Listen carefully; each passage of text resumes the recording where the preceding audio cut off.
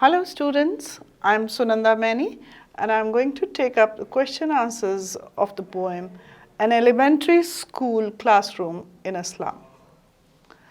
Now first stanza, far far from gusty waves these children's faces like rootless weeds, the hair torn round their pallor, the tall girl with her weighed down head, the paper seeming boy with rat's eyes, the stunted unlucky hair.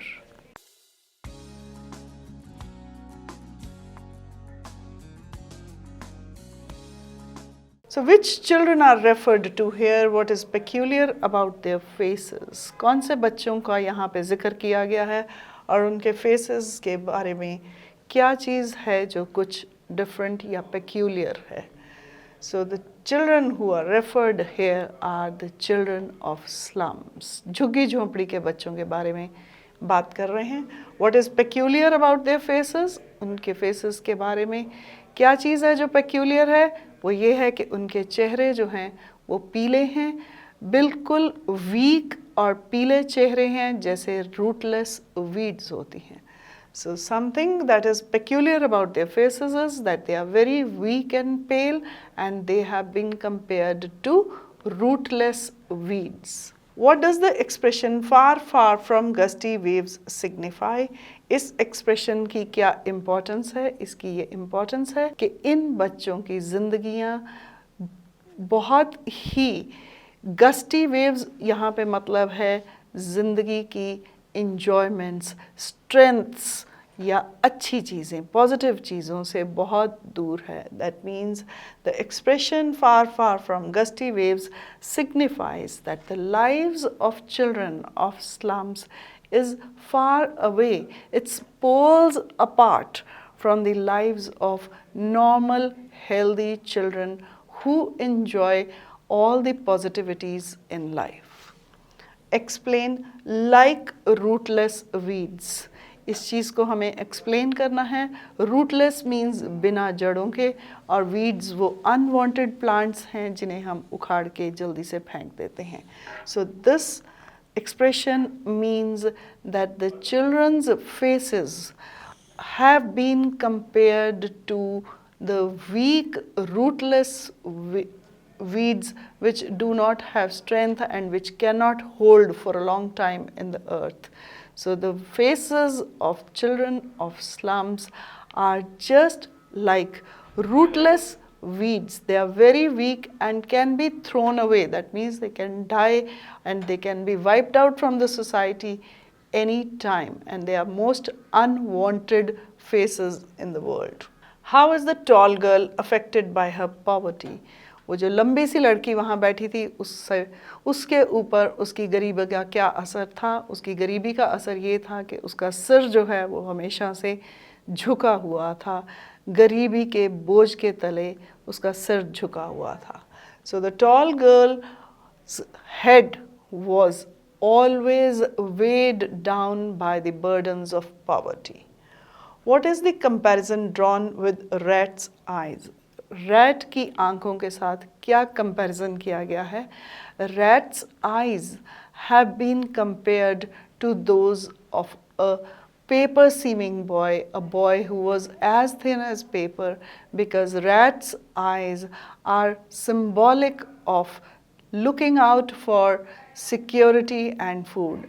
And so was that thin boy always looking out for food and some kind of security or safety in his life. Now, second stanza, of twisted bones reciting a father's gnarled disease, his lesson from his desk at back of the dim class, one unnoted sweet and young, his eyes live in a dream of squirrel's game in the tree room other than this. Second stanza, who is being referred to in these lines? Why is he stunted? किसका जिक्र किया गया है इन लाइनों में और वो stunted क्यों कहा गया है उसे? उस गरीब लड़के का जिक्र किया गया है जिसे अब विरासत में अपने बाप से बहुत सी बीमारियां मिली हैं और उसकी हड्डियां जो हैं वो तुड़ी मुड़ी हुई हैं. The boy who is as thin as a paper is being referred to here. He is stunted because he has got many diseases and those stunted bones from his father. This is what he has got. He has inherited from his father. These are the hereditary diseases that go on from one generation to the other. Why is he referred to as unlucky heir? उसे unfortunate, unlucky, बदकिस्मत, here means जो विरासत में किसी को कोई चीज़ मिलती है, ऐसा क्यों कहा गया है? क्योंकि वो पैदा होते ही बीमार और थिन था और उसकी हड्डियां जो हैं वो तुड़ी मुड़ी हुई हैं. He is referred to as unlucky heir because he has inherited these diseases from his father and he had got the stunted bones as soon as he was born. So he has got it by birth. These diseases and these stunted bones are there with him by birth. Explain reciting a father's gnarled disease. इसका मतलब समझाएं. इसका मतलब है कि जब वो अपने लेसन को रिसाइट करता है, जब वो अपने लेसन को बोलता है, उसे जब कोई सवाल पूछा जाता है, जब वो उस चीज़ का जवाब देता है, तो ऐसा लगता है जैसे वो अपने फादर की उस बीमारी के बारे में बात कर रहा है जो उसे विरासत में मिली है. वो इतना वीक है कि वो प्रॉपरली बोल नहीं पाता. So reciting a father's gnarled disease means that he was born with certain incurable diseases. By birth he has inherited them from his father, and whenever he is asked to speak something about his lesson, it seems as if he is talking about that disease. He is very weak, he cannot talk loudly and clearly. Who sits at the back of the class unnoticed and how is he different? Class के पीछे की side पे कौन बैठा है? Unnoticed, जिसे notice नहीं किया जा रहा, and वो different कैसे है? So at the back of the class, unnoticed sits a sweet and young boy, and he is different because he has got a dream of leading a carefree and a careless life full of fun and frolic like that of a squirrel. उसे notice नहीं किया जा रहा और वो different इस तरह से है कि उसकी आंखों में एक सपना है कि वो स्क्विरल की तरह, एक गिलहरी की तरह केयरफ्री जिंदगी जीना चाहता है. Explain his eyes live in a dream. इस बात को एक्सप्लेन कीजिए कि उसकी आंखों में एक सपना बसा है. So this it means that despite his poverty-stricken life, he dreams to live differently, a carefree life which is full of fun and frolic.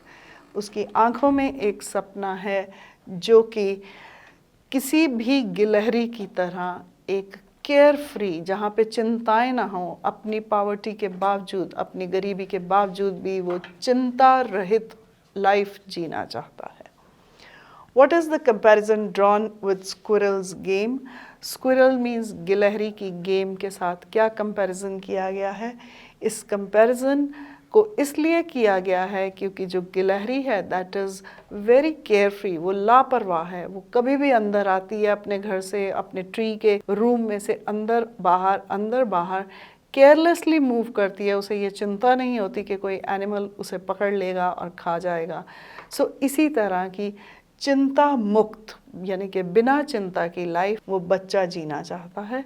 वो भी अपनी पॉवर्टी के बावजूद, अपनी सर्कमस्टांसेस के बावजूद एक डिफरेंट लाइफ जीना चाहता है जहाँ पे कोई चिंता ना हो और वो सिर्फ मज़े करे.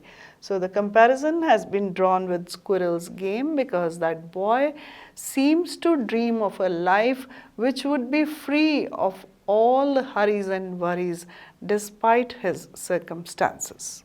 And yet for these children, these windows not this map their world, where all their futures painted with a fog, a narrow street sealed in with a lead sky, far, far from rivers, capes and stars of words. Explain on sour cream walls donations. That means इस बात का मतलब ये है कि उनकी जो दीवारें हैं वो सार क्रीम मीन्स फेड हुआ क्रीम कलर है, बहुत ही लाइट कलर है, ऐसा लगता है वो फेड हो गया है और वो पेंट किए गए हैं लोगों के दिए हुए पैसों से. So it means that the walls of that classroom were painted in a fading sour cream color, and these paints had come from the money donated by people to the school. What does Shakespeare's head suggest? Shakespeare's head का क्या मतलब है? It means Shakespeare was a great literary figure whose head was placed there just to show that the quality of education which was being imparted in those schools was of high quality. So Shakespeare's head signified the access to the great literature which these children could not even think of. That means वो Shakespeare का head वहाँ पे रखा गया, जिसका मतलब था कि वो एक लिटरेरी फिगर था और उनकी वहाँ पे जो पढ़ाई है उसमें उसे इंक्लूड करना चाहिए था, जो उन्होंने नहीं करा. इन अ वे पोएट ने इसे मॉक किया गया है कि स्कूल में जो पढ़ाई का स्टैंडर्ड था वो बहुत ही कम था और जो होना चाहिए था वो ये था कि शेक्सपियर का ग्रेट लिटरेरी वर्क्स उन बच्चों को पढ़ाए जाने चाहिए थे. So Shakespeare's had suggested the great literature which was denied to these children, and it is this expression actually mocks the quality of education being imparted in those schools. Why has the poet used the images of cloudless dawn and civilized dome? Poet ने ये images क्यों use करी हैं? He has used these images to convey it to the reader that children residing in the slums were denied the bright lights of the day because their slums were covered with the high rising buildings. वो इसलिए कहा गया है कि उनकी जो slums थे, झुग्गी झोंपड़ी थी, वो बहुत ही हाई बिल्डिंग्स से कवर हो जाती थी और उन बच्चों को सुबह का सूरज देखने का मौका नहीं मिलता था. Explain belled flowery Tyrolese valley. इस एक्सप्रेशन का मतलब है वो वादियाँ, वो घाटियाँ जहाँ पे नेचर जो है वो अपने पूरे रंग दिखाती है और बाउंटीज़ ऑफ नेचर जो हैं, जो नेचर की जो अच्छी चीज़ें हैं जिनको आम आदमी इंजॉय करता है, वो इन लोगों को कभी देखने को नहीं मिलती थी. So belled flowery Tyrolese valley are the bounties of nature, those valleys, and where one would enjoy nature in its fullest form. But these valleys were denied to the children of slum as they were bound to stay in their small houses of slums only. What does the reference to the map imply? Map को किस लिए refer किया गया है, उसका क्या मतलब है? मैप इसलिए रेफ़र किया गया है क्योंकि मैप में ये चीज़ें दिखाई जाती हैं जो कि दुनिया को ये बताती हैं कि बाकी इन कमरों के अलावा, इन क्लासरूम्स के अलावा या हमारी ज़िंदगी के बियॉन्ड इस दुनिया में क्या क्या चीज़ें हैं जिन्हें हम पा सकते हैं. सो the map refers to the world beyond the classrooms, and it shows children of schools how they can have access to the rest of the things of the world. Stanza number 4. And yet for these children these windows not this map their world, where all their futures painted with a fog, a narrow street sealed in with a lead sky, far far from rivers, capes and stars of words. Question answers for stanza 4th. What comprises the world for these children? इन बच्चों की दुनिया किस चीज़ में सिमट के रह गई है, किस चीज़ से बनी है? इन बच्चों की दुनिया सिर्फ स्लम्स में, झुग्गी झोंपड़ियों में ही है. So the world for these children comprises in their slums where they do not have access to the natural sunlight. What future do these children have in store for themselves? इन बच्चों का future, भविष्य क्या है? The future of these children is very foggy. They do not have any hope of improvement in their condition. इनका बच्चों का जीवन जो है वो बहुत ही धुंधला है, इनका फ्यूचर बहुत धुंधला है, इनके पास कोई भी ऐसी होप नहीं कि इनकी ज़िंदगी सुधर पाएगी।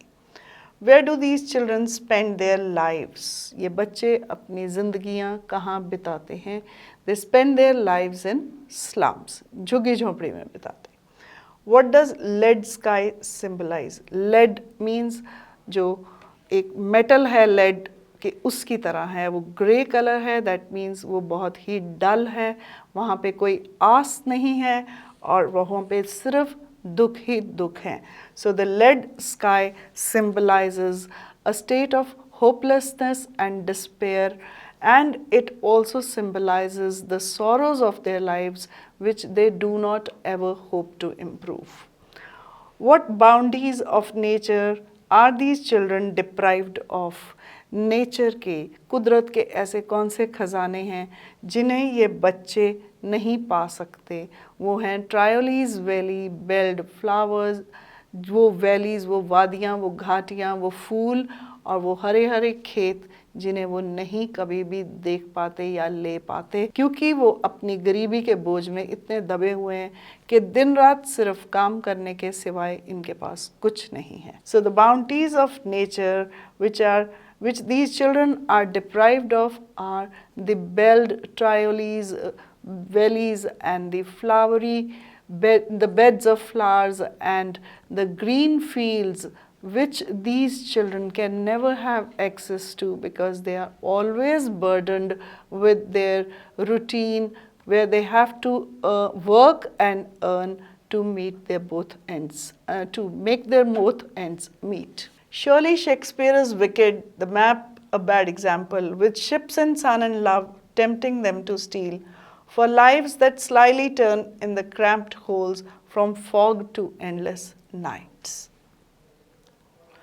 Why is Shakespeare referred to as wicked? Shakespeare को wicked क्यों कहा गया है? शेक्सपियर को wicked इसलिए कहा गया है क्योंकि ये बच्चे शेक्सपियर कभी भी नहीं पढ़ पाएंगे। शेक्सपियर एक बहुत ही महान लेखक थे जिन्हें पढ़े बिना ऐसा समझा जाता है कि लिटरेचर, इंग्लिश लिटरेचर की पढ़ाई इनकम्प्लीट है, लेकिन ये बच्चे सिर्फ उसके स्टैचू को देख रहे हैं, ये कभी भी शेक्सपियर को नहीं पढ़ पाएंगे क्योंकि वहाँ पे जो स्टैंडर्ड ऑफ एजुकेशन है वो बहुत लो है। सो Shakespeare is being referred to as someone wicked because these children will probably never have access to the great literary works written by Shakespeare. The standard, the quality of education which is being imparted in those schools is actually very low. It's only in name that they are schools, but children of these schools do not have access to the great literary works. How is map a bad example? Map एक बुरा example कैसे है? Map एक बुरा example इस तरह से है कि वो जो मैप पे जो वैलीज़, जो फील्ड्स, जो सन, जो बीचेस दिखाए जा रहे हैं वहाँ पे ये बच्चे नहीं पहुँच पाएंगे। It's a bad example because children are deprived of the bounties of nature and the sunlit valleys, the beaches where these children will never have access to. So that is why map is a bad example for them.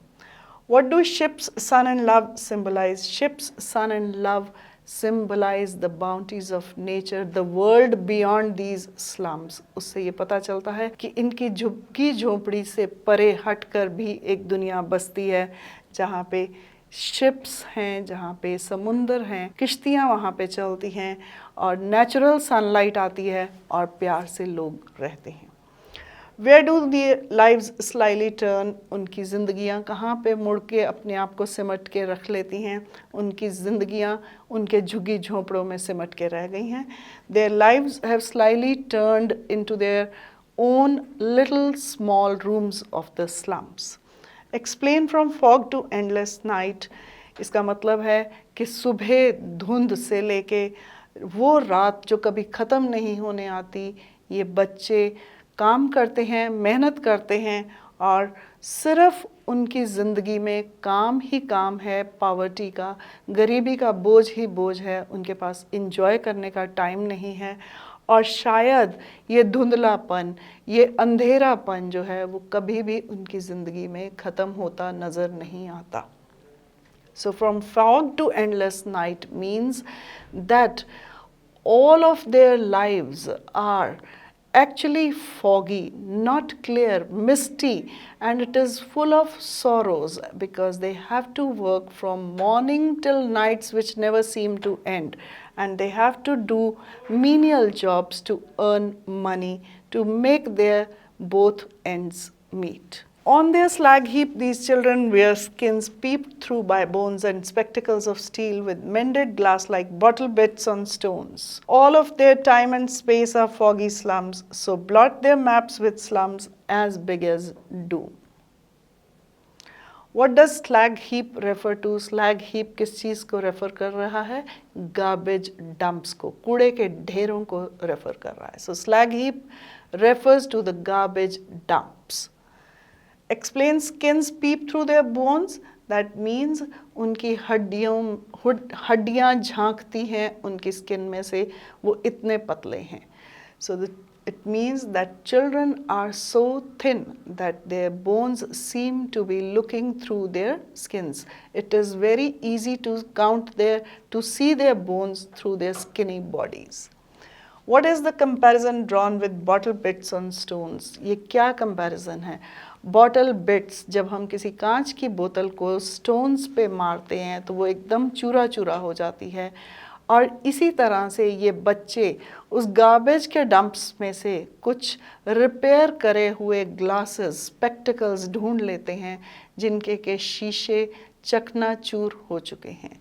So the comparison drawn with the bottle bits on stones is about the glasses of those spectacles which these children find from garbage dumps. They have the repaired the steel frame of those spectacles have been repaired and discarded by some rich boy, and the glasses of those spectacles is broken into many pieces the way we would throw a bottle on the stone, and that would be actually torn into many pieces. What comprises the world for these children? इन बच्चों की दुनिया क्या है? इन बच्चों की दुनिया इनके slums हैं. The world to these children is their slums. Why does the poet see slums as big as doom? वो इसको स्लम को डूम की तरह क्यों मानता है? मौत बहुत बड़ी है, बहुत ही बड़े, जहाँ से हम कभी वापस नहीं आ पाते, उस मौत के उसमें से निकल के हम दोबारा ज़िंदा नहीं होते. उसी तरह से ये स्लम्स में, ये झुग्गी झोंपड़ी में रहने वाले लोगों की ज़िंदगियां हैं जो कभी नहीं बदलेंगी. So the poet sees slum as big as doom because he feels that the poverty-stricken lives of the slum dwellers will never come to an end. Unless governor, inspector, visitor, this map becomes their window, and these windows that shut upon their lives like catacombs. What is the ambience of an elementary school in a slum? It is like whenever a governor or a visitor or an inspector has to become, so the special efforts are made to make the classroom look good. The Shakespeare bust is Shakespeare's head is displayed over there, map is hung on the windows, and it is shown as if the classroom is a real good classroom and very good quality of education is being imparted there. So उसकी ambience means वो कैसा दिखता है. जब किसी governor, visitor या inspector ने आना होता है तो स्पेशल एफर्ट्स करी जाती हैं कि उस क्लासरूम को ऐसा दिखाया जाए जहाँ पे बहुत ही क्वालिटी की एजुकेशन दी जाती है. What does the reference to the governor, inspector and visitor means? It means someone special, जिसे ये दिखाना चाहते हैं कि वहाँ पे बहुत ही अच्छी क्वालिटी की एजुकेशन है. How does the map become their window? Map उनकी विंडो कैसे बन जाता है? जब तक कोई इंस्पेक्टर, गवर्नर या कोई विजिटर नहीं आता तो वो विंडो ही सिर्फ उनकी विंडो थी. दैट मीन्स विंडो के परे वो कुछ नहीं देख पाते. लेकिन जब कोई आता है तो वो मैप टांग दिया जाता है और वो उनकी विंडो बन जाता है. मतलब उस स्लम क्लासरूम के बियॉन्ड, उससे परे भी वो कुछ देख पाते हैं कि इस दुनिया में क्या क्या है. The map becomes their window because when someone visits the school, they can at least get a feel of what exists in this world beyond their classrooms. What does the word windows symbolize? Windows का क्या मतलब है? इसका मतलब है ये वो खिड़की, ये वो द्वार है जो इन्हें बाहरली दुनिया में जाने का रास्ता दिखाएगा. So the word windows symbolize the exit to the rest of the world which exists beyond these slums. Explain shut upon their lives like catacombs. इस लाइन को एक्सप्लेन करिए. दैट मीन्स यहाँ की जो ज़िंदगी है वो मौत से भी बदतर है. जब हम दफना दिए जाते हैं उससे भी बदतर है जो इस स्लम की बच्चे ज़िंदगी गुजार रहे हैं. So this line means that their lives which they lead in these slums, the lives of the children which they lead in these slums is worse than death. So break open till they break the town and show the children to green fields and make their world run azure on gold sands and let their tongues run naked into the books, the white and green leaves open, history there whose language is the sun. What hope does the poet see in these lines? Poet को क्या उम्मीद नज़र आती है? Poet को ये उम्मीद नज़र आती है कि अगर ये बच्चे बाकी बच्चों की तरह नेचर को एंजॉय करेंगे और अच्छी किताबें पढ़ेंगे तो वो भी कुछ किसी एक दिन महान बनेंगे. So the poet sees the hope that the society will provide opportunities to the children to enjoy nature and read great literary works and make their names in this world. What kind of a world does the poet visualize for these children? किस तरह की दुनिया का ख्वाब देखता है poet? वो एक नॉर्मल बच्चा जैसे जी रहा है उसी तरह की दुनिया का ख्वाब देख रहा है इन बच्चों के लिए कि वो भी गोल्डन सैंड्स पे नंगे पांव भागेंगे और नेचर को एंजॉय करेंगे, हरे भरे खेतों में जाकर खेलेंगे और ग्रेट लिटरेरी वर्क्स को पढ़ेंगे. So the world that the poet visualizes for these children is similar to the one which normal children live in, and he feels that in such a world these children of slums will be able to enjoy the greenery of the nature. They will be able to run on the golden sands of the beaches and will be able to read great books of literature. What does the green fields and gold sands symbolize? इनका क्या मतलब है? इनका मतलब है bounties of nature. They symbolize the bounties of nature. Explain, let their tongues run naked into the books. इस line का मतलब है कि उन्हें किताबें पढ़ने का मौका मिलेगा. So the poet imagines that when they will be given the opportunity to read the books of great literary writers, they will be well read and knowledgeable, and that is how they can make their names felt in the history of the world. So what does the word sun in the last line suggest? The word sun in the last line suggests knowledge. इसका मतलब है knowledge, enlightenment.